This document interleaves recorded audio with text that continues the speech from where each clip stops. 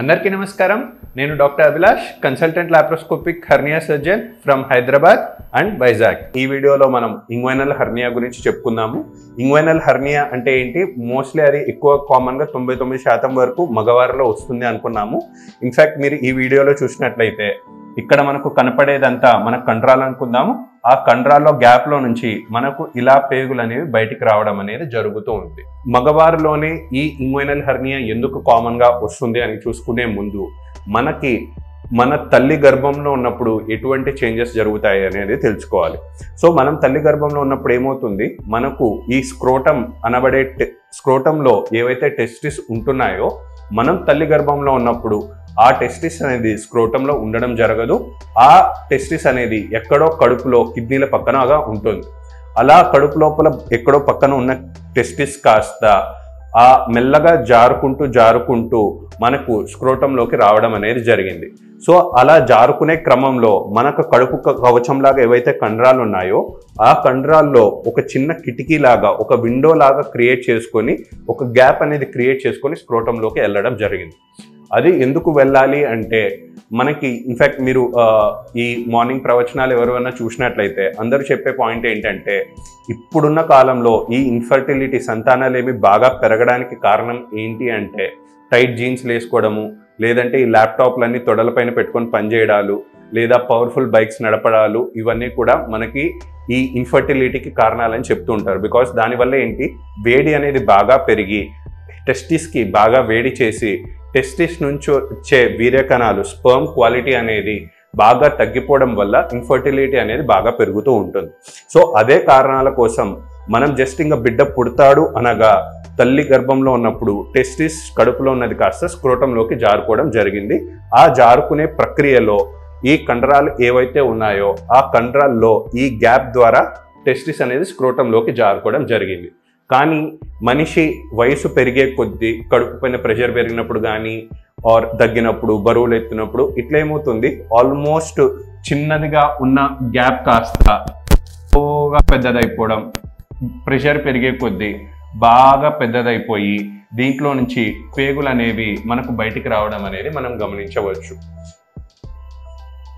So ఇదే మనకి stages of hernia లాగా చూసుకుంటూ ఉంటే ఇది జనరల్లీ నార్మల్గా ఇలాగా ఉండాలి. అంటే ఇక్కడ సపోజ్ ఇది కండరాలు అనుకుంటే ఈ కండరాలన్నీ బాగా పదిలంగా ఉన్నట్లయితే వాళ్ళకి పేగులు జారే సమస్య ఏమీ ఉండదు.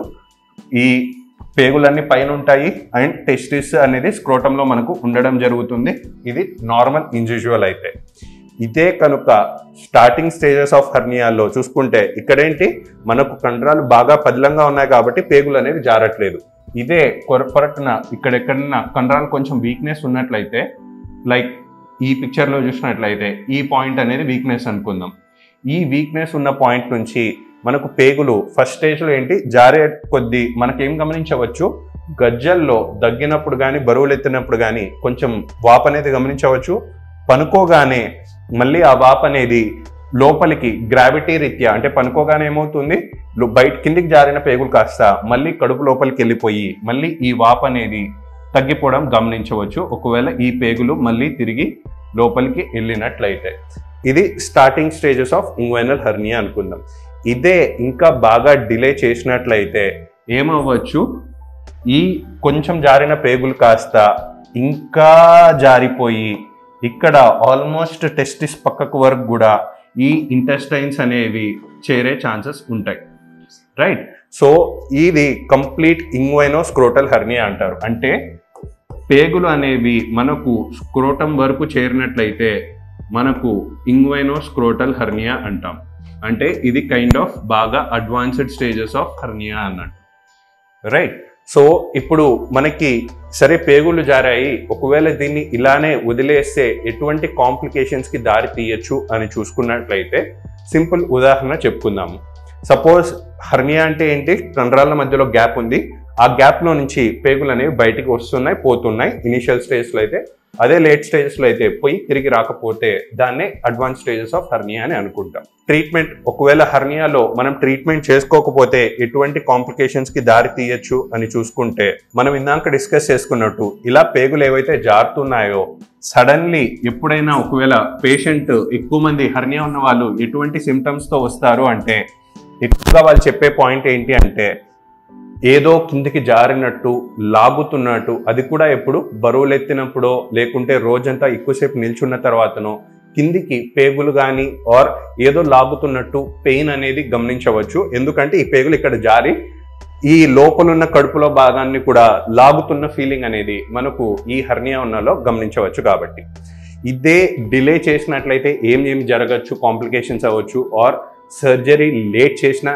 ఏమేమి అవ్వచ్చు అంటే, సపోజ్ ఇక్కడ ఈ స్టేజ్లోనే వచ్చారంటే ఇలా తోయగానే పేషెంట్కి పేగులు ఈజీగా వెళ్ళిపోతాయి కాబట్టి సర్జరీ సగం స్టెప్స్ అనేవి మనకు అయిపోయినట్టే అయిపోతుంది.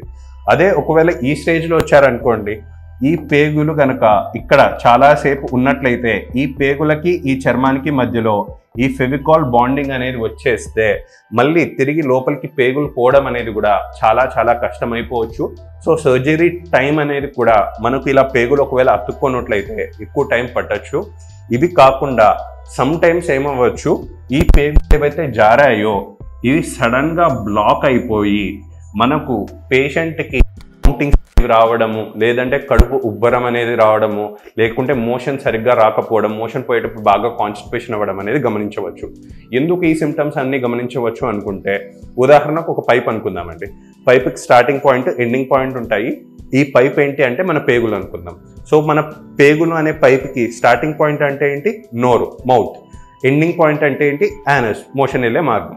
సో ఇలా ఉన్న పెద్ద పైప్కి మనకి ఎక్కడైనా పైప్ని బ్లాక్ చేసినట్లయితే ఏమవుతుంది, పైప్ ఓవర్ఫ్లో అయిపోయి పైప్లో నుంచి లీక్ అవ్వడం అనేది గమనించవచ్చు. సో అలాగే ఎప్పుడైతే ఈ హెర్నియా వల్ల ఈ పేగులు బ్లాక్ అవ్వడం జరుగుతాయో ఫస్ట్ పేగులని ఉబ్బడం జరుగుతుంది, కడుపు అంతా ఉబ్బినట్టు ఉంటుంది, అండ్ కొద్దిసేపటి తర్వాత మళ్ళీ వామిటింగ్స్ అనేవి రావచ్చు. అండ్ కడుపు పేగుల్లో బ్లాక్ అయిపోయింది కాబట్టి పైన నుంచి ఎండింగ్ పాయింట్ వరకు ఫుడ్ అనేది చేరట్లేదు కాబట్టి తను మోషన్ వెళ్ళలేకపోవడము లేదా కాన్స్టిపేషన్ బాగా తీవ్రంగా ఉండడం అనేది కూడా గమనించవచ్చు. సో ఈ ప్రాబ్లం రాకుండా ఉండడానికి పేగులు బ్లాక్ అయితే అది ఖచ్చితంగా చాలా ఎమర్జెన్సీ లాగా అవుతుంది. కాబట్టి ఫస్ట్ స్టేజెస్లోనే మనకు హెర్నియాకి ట్రీట్మెంట్ తీసుకోవడం అనేది సజెస్ట్ చేయడం జరుగుతూ ఉంటుంది.